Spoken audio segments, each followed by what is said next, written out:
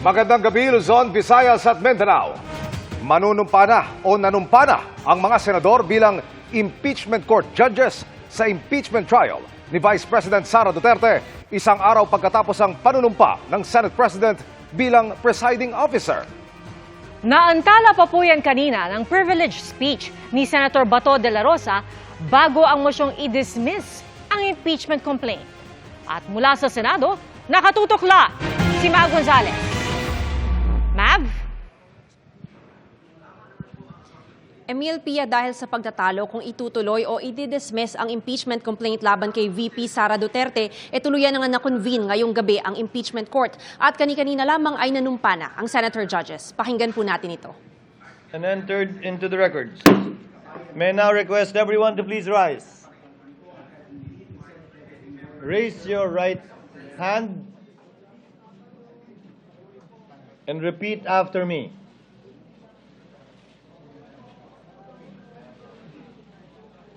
I, please state your name. Solemnly swear that in all things appertaining to the trial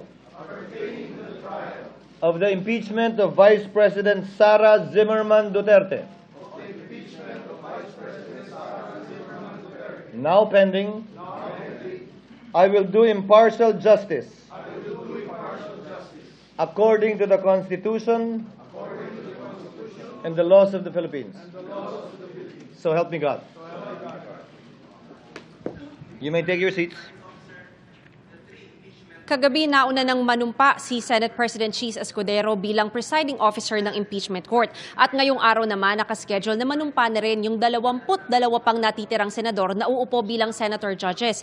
Pero bago ito ay nagkairingan pa yung mga senador dahil hindi raw nasunod yung napagkasundoan na schedule kagabi.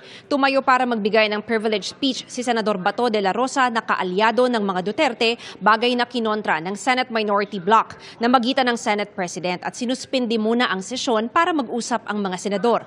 Pagbalik ng sesyon, pumayag na rin ang minority bloc na pagsalitain muna si De La Rosa. Pero sa dulo ng privilege speech ni De La Rosa, ipinabasura niya ang impeachment complaint kay VP Sara. Si Senador Risa Hontiveros, hiniling na manumpa muna sila bago pag-usapan ng iba pang issue.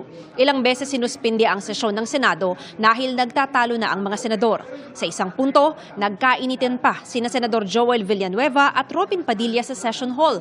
Inawat sila ni na Senador Amy Marcos at Francis Tolentino. Sa huli, tila nag-backfire ang ginawa ni De La Rosa dahil ang desisyon ng Senate President, i-convene na ngayong araw ang impeachment court sa halip na bukas. Wala nang nagawa ang Duterte bloc. Nagyakapan din kalaunan sina Villanueva, Padilla at De La Rosa. Mabilis ang nagsuot ng robe ang mga senador. Alas 6:15 ng gabi, nanumpa na ang 22 senator judges, constituted o buo na ngayon ang impeachment court.